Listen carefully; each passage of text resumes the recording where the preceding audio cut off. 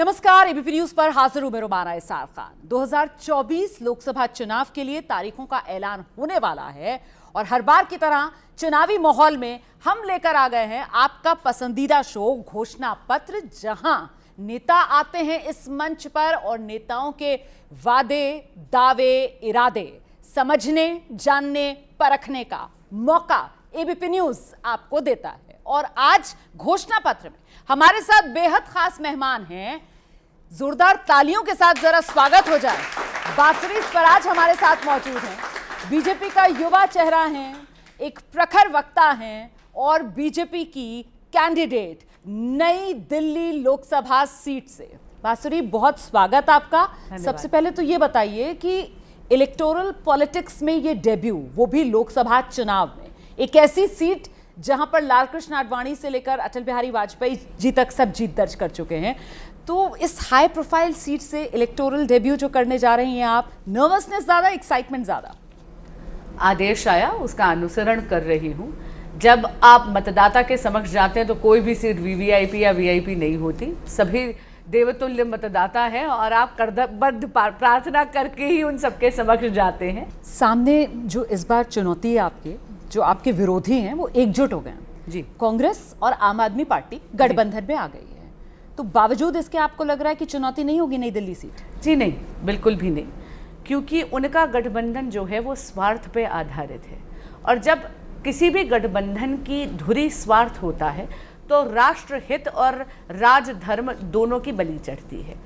आपने देखा होगा ऐसे कई मुद्दे हैं, चाहे सनातन धर्म पर, सनातन संस्कृति पे अभद्र टिप्पणी हो, या महिलाओं के प्रति अपराध हो, संदेश खाली हो, या फिर आम आदमी पार्टी के एक लीडर पर बहुत संगीन आरोप लगे हैं उन्हीं की पार्टी वर्कर की बेटी के साथ छेड़खानी करने पे। ना आम आदमी पार्टी के लीडर्स बोले, ना कांग्रेस बोले, क्योंकि वो गठबंधन धर्म निभाते निभाते राष्ट्र धर्म और राजधर्म दोनों ही भूल गए।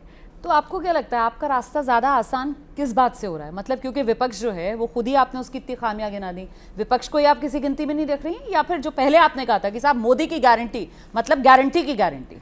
रास्ता आसान नहीं है। हाँ, मैं ये कह रही हूँ रास्ता आसान इसलिए नहीं क्योंकि परिश्रम उतना ही करना है, मतदाता तक जाना है, जन जन तक आवाज अपनी पहुंचानी है, आग्रह करना है, निवेदन करना है। लेकिन आपने पूछा कि क्या मैं विपक्ष को चुनौती मानती हूँ, क्या मैं इस गठबंधन को चुनौती मानती हूँ? जैसे मैंने कहा, स्वार्थ पे के आधार पे बने हुए गठबंधन को मैं इसलिए चुनौती नहीं मानती क्योंकि वो स्वयं ही जर्जर कर भुरभुरा जाएगा।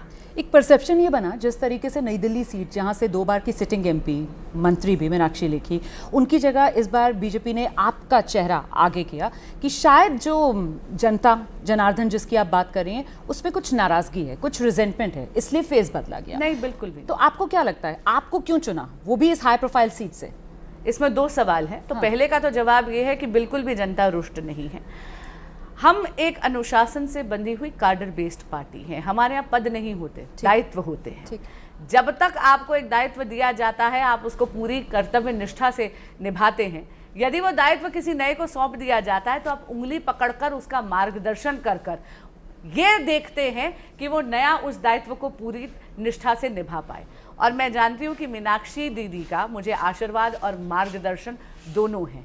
अब मेरा सवाल आपसे ये है कि पिछले 2 चुनाव, दिल्ली की अगर बात की जाए तो 7 लोकसभा सीटें हैं और यहाँ पर 100% स्ट्राइक रेट बीजेपी का रहा है, तो इस बार उस 100% स्ट्राइक रेट की हैट्रिक लगे, इसको लेकर आपको लगता है कि ये मुश्किल रहने वाला है, ये चुनौती बहुत बड़ी है?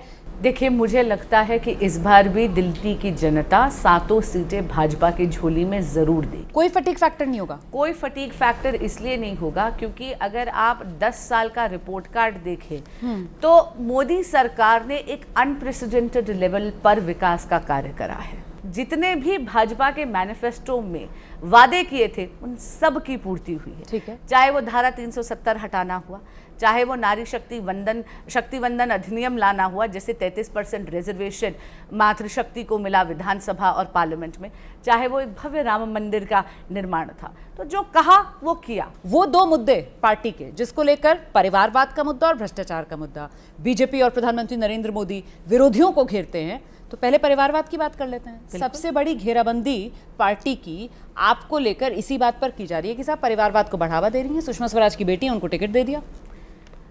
मुझे लगता है इसका जवाब तो हमारे यशस्वी प्रधानमंत्री नरेंद्र मोदी जी ने संसद में ही दे दिया।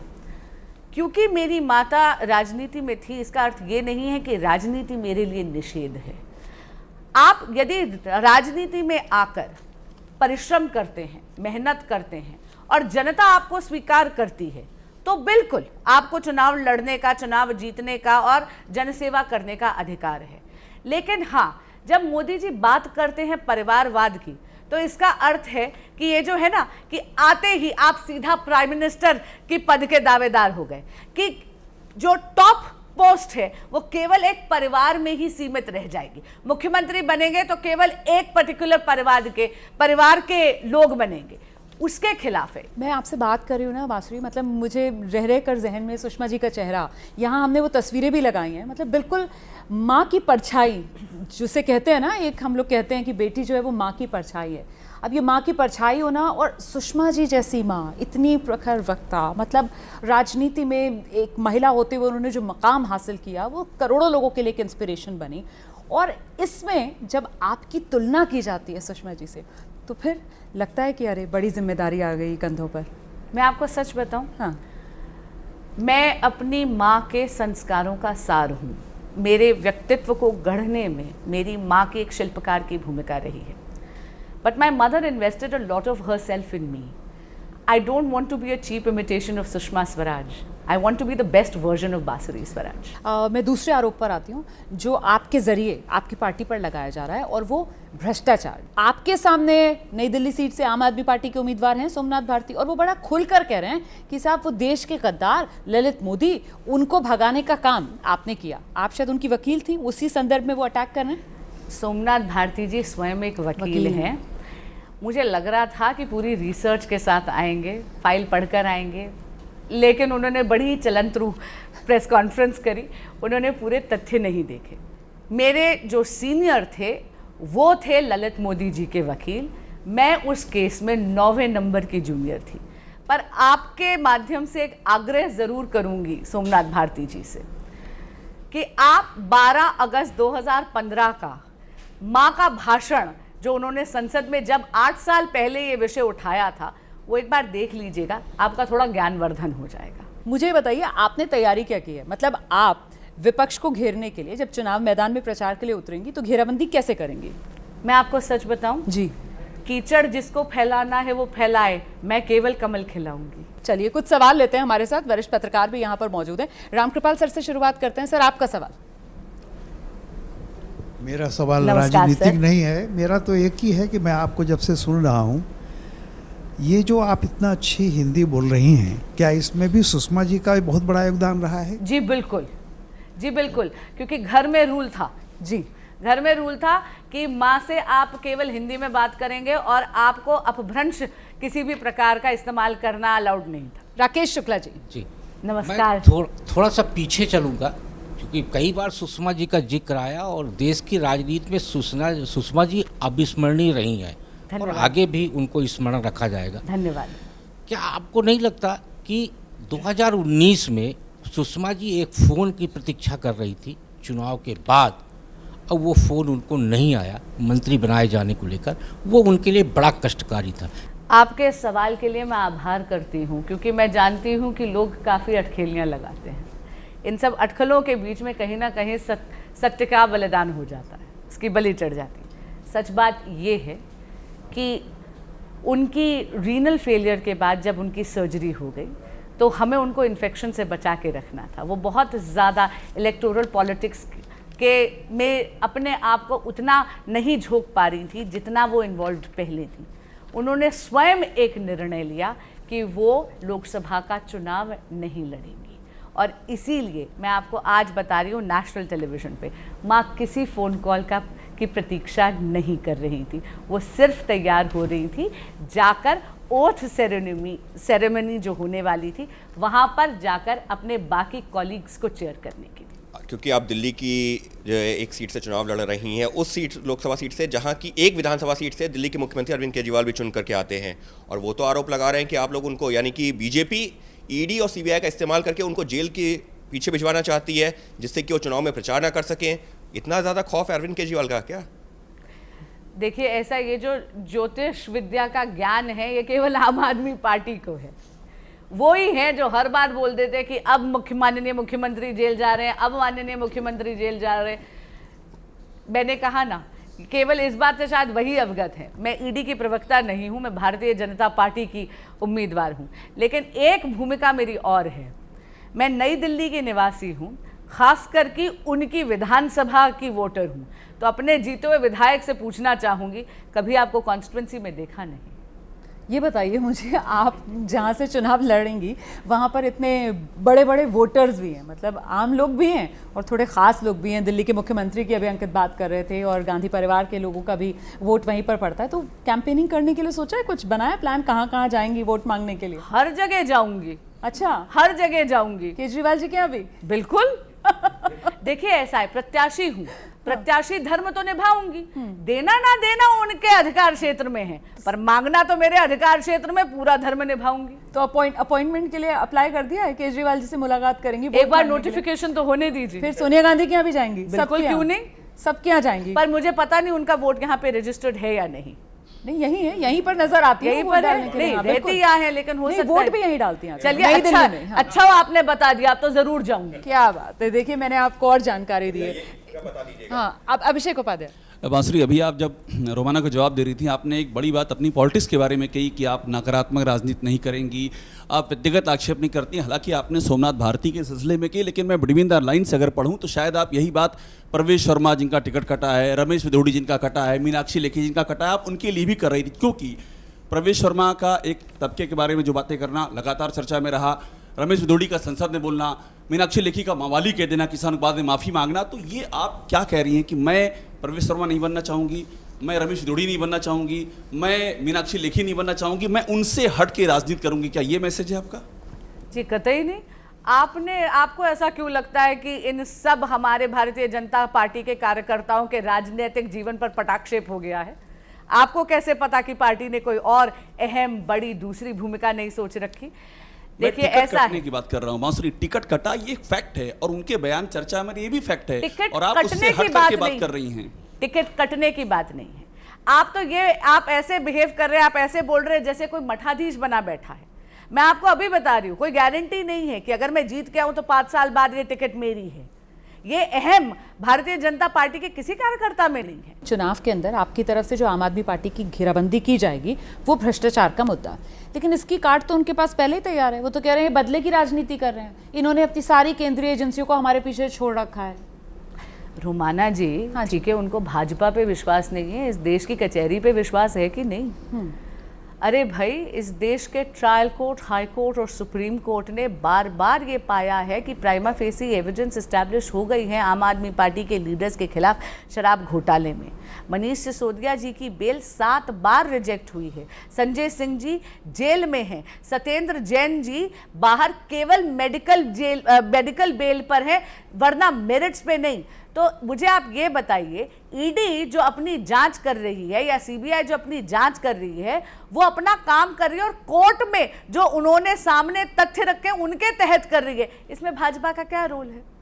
पर वो तो कहते हैं कि इससे पहले ईडी का कोई नोटिस आता है, भाजपा के नेताओं की तरफ से पहले ही प्रेस कॉन्फ्रेंस कर दी जाती है, इनके पास पहले जानकारी होती है क्या होने वाला है। मतलब आम आदमी पार्टी कहती है कि ईडी अभी गिरफ्तार कर नहीं रही है, लेकिन उससे पहले ही बीजेपी के नेता आके प्रेस कॉन्फ्रेंस करने लगते हैं कि ये तो गिरफ्तार होंगे जी। कैसे? बड़ी विनम्रता से बोलना चाहूंगी, जो मुख्यमंत्री अपने बच्चों की शपथ खा के ये बोले कि वो कांग्रेस के साथ कभी गठबंधन नहीं करेंगे, लेकिन बाद में राजनीतिक स्वार्थ के लिए वो गठबंधन कर लेते हैं, क्या आप उनकी बात पे विश्वास करेंगी? क्योंकि मैं तो नहीं करती। लेकिन अब तो गठबंधन कर लिया है कांग्रेस के साथ और अब तो वो जीत का दावा कर रहे हैं। तो देखिए ऐसा है, जीत का दावा करने से तो उनको कोई नहीं रोक सकता। मुंगेरी लाल के हसीन सपने तो हर कोई देख सकता है। अच्छा। लेकिन रही बात उनके गठबंधन की, तो मैं कहूंगी चोर चोर मौसेरे भाई। आप भूल गई कि केजरीवाल जी एक 500 करोड़ क्लब का एक ब्लैक कलर की डायरी झलकाते थे, लेकिन आज के दिन आम आदमी पार्टी सर से लेके पांव तक भ्रष्टाचार में इतनी डूबी हुई है कि ऐसा लगता है कि उन्होंने 500 करोड़ करप्शन क्लब की मेंबरशिप की एलिजिबिलिटी हासिल कर ली है। अब लेकिन ये तो राजनीति का ही मिजाज है ना। आप वहां देखिए ना, देवेंद्र फडणवीस ही कहते थे चक्की पीसिंग एंड पीसिंग एंड पीसिंग, और फिर उन्हीं अजीत पवार के साथ सरकार बना ली है। अभी जाकर कश्मीर में कहा जाता था कि आप यहाँ पर बाप बेटी की सरकार है, फिर उन्हीं बाप बेटी के साथ मिलकर सरकार बना ली, मतलब ये तो फिर सत्ता का चरित्र है। ऐसा नहीं है, बीजेपी इसका- भी करती रही? बिल्कुल नहीं। इसका अच्छा। जवाब हमारे माननीय गृह मंत्री जी दे चुके हैं। जो भी व्यक्ति भाजपा की विचारधारा से और हमारे एजेंडा से सहमत है उनका भाजपा में स्वागत है, लेकिन ये मैटर ऑफ रिकॉर्ड है कि जो भी भाजपा में सम्मिलित हुआ है एक भी व्यक्ति के खिलाफ केसेस क्लोज नहीं करे गए हैं। खैर जल्दी से कुछ और सवाल लेते हैं। हाँ जी, हेलो मैम, मेरा नाम आस्तिक तिवारी है। मैं पूछना चाहूँगा, जैसे हम जानते हैं कि आपकी माता जी का एक बहुत ही काफ़ी अहम रोल रहे हैं भारतीय राजनीति में, अब उनसे जुड़ा कहीं ना कहीं नाम आपका है जो अब आपने एंट्री करी है राजनीति में। आपका व्यक्तिगत विजन क्या है? पॉलिटिक्स की बात नहीं, आपको और कैसे ठीक है, बढ़ाएंगे इस व्यक्तिगत चीज़ को? विजन। एक और सवाल कोई और लेना है? पीछे दे दीजिए माइक। नमस्कार, मेरा नाम आयुष मिश्रा है। न्यायपालिका में इतना समय बिताने के बाद इसमें कई समस्या आपने नोटिस करी होंगी, तो आप उसको अपने नज़रिए से कैसे देखती हैं? और एक और बात कि आप हमेशा विदेश से आपने अपनी एजुकेशन कंप्लीट करी है, तो आम आदमी की समस्याएं क्या एक ऐसा इंसान समझ पाएगा जो उनके बीच रहा ही नहीं है? ठीक है, कनेक्ट कैसे बनाएंगी आप? कुल मिलाकर ये सवाल है, आप तो विदेश में पढ़कर आई हैं, और दूसरा व्यक्तिगत विजन आपका। तो पहले आपका सवाल का जवाब दे देती हूँ। आपने पूछा कि मैं कनेक्ट कैसे बनाऊंगी। स्कूलिंग मेरी खैर वसंत वाली स्कूल से पढ़ी हुई हूँ, भारतीय हूँ, और मैं इतना आपको बता दूं कि चंद कुछ साल विदेश में पढ़ने लिखने से मेरी भारतीयता फीकी नहीं पड़ गई है। और रही बात, जैसे मैंने कहा, मेरे संस्कार, मेरे मूल्य, मेरे विचार पूरी तरह भारतीय हैं। मैंने शायद वो चीज़ें भी करी होंगी जो आपने नहीं करी होंगी। आपने कभी चक्की पे आटा पीसा है? मैंने पीसा है। आपने कभी सिंगदाना पोली सिंगरूर हवेली के खेत में बैठ के ट्यूबवेल पे खाया है? मैंने खाया है। देखिए, ऐसा है, ऐसे तो कोई भी ये आवरण होते हैं, आप अपने हिसाब से बस एक चीज़ बना लेते हैं कि कोई विदेश में पढ़ा है इसलिए शायद ज़्यादा अंग्रेजियत होगी, ऐसा बिल्कुल भी नहीं। और व्यक्तिगत विजन की आपकी वो बात कर रहे थे, मैं इसमें जोड़ देती हूँ सवाल। यहाँ पे मामला कुछ व्यक्तिगत विजन का है या यहाँ कुछ गुंजाइश ही नहीं है व्यक्तिगत विजन की, क्योंकि जो पार्टी का विजन है बिल्कुल उसके साथ मेल खाता हुआ आपका व्यक्तिगत विजन भी है? जो पार्टी का विजन है वो मेरे व्यक्तिगत विजन से इसलिए मेल खाता है क्योंकि पार्टी अपना विजन जो है वो भारत की जनता की आवाज़ सुनकर बनाती है। पार्टी ने जो 370 बीजेपी और 400 पार एनडीए वाला नारा दिया है, इसमें राम जी की कितनी कृपा रहने वाली है? राम नाम से कितनी मदद मिलने वाली है? राम का आशीर्वाद वोट लेकर काम पर। तो चलते चलते अगर जरा सा आप दर्शकों को बता दें, वो आपका अंदाज जो दिखेगा अभी प्रचार में, वो मुद्दा जिस पर आप वोट मांगेगी जनता के बीच जाकर, क्या होगी वो शैली? क्योंकि हम तो सब आपके फैन हो गए हैं आपके इस अंदाज को देखकर, जो प्रखर अंदाज से, मुखर तरीके से आप अपनी बात रख रही हैं। जी, मुद्दा जब आप मतदाता के पास जाते हो तो मुद्दा लेके नहीं, निवेदन लेके जाती हैं। तो मैं करबद्ध प्रार्थना करती हूँ कि यदि आप चाहते हैं कि विकास की इस गाड़ी में अवरोध ना आए, यदि आप चाहते हैं कि वाकई एक विकसित भारत का निर्माण हो 2047 तक, यदि आप चाहते हैं कि भारत विश्व की तीसरी सबसे बड़ी अर्थव्यवस्था बने मोदी जी के कुशल नेतृत्व में, तो 2024 के चुनाव में कमल के फूल का बटन दबाकर यशस्वी प्रधानमंत्री श्री नरेंद्र मोदी जी को तीसरी बार देश का प्रधान सेवक बनाइए। बहुत शुक्रिया अब बासुरी की जी। बार 400 पार। बहुत शुक्रिया, बहुत शुभकामनाएं आपको। तो ये बासुरी स्वराज से आपकी मुलाकात हमने करवाई, जिनके इरादे आपने जाने, जिनके दावे और वादे आपने सुने, और अब जनता को फैसला करना है। 24 चुनाव की दहलीज पर घोषणा पत्र एबीपी न्यूज के इस मंच पर लगातार नेताओं के आने का सिलसिला जारी रहेगा।